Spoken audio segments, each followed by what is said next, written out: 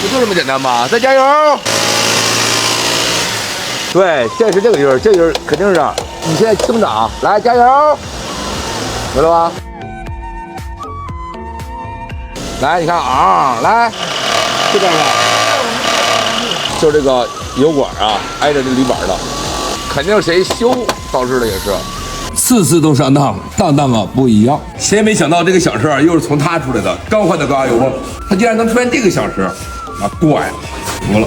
70%以上的故障都是修出来的，你这典型就是修出来的。啊，你不修能犯这毛病吗？我操，这一顿的折腾，一共俩声音，一个都没了。你坐上，你坐上，你坐上，你招车，你加油知道了。啊，加油！你这小声音。其实根本就没那么多毛病，我修出来的。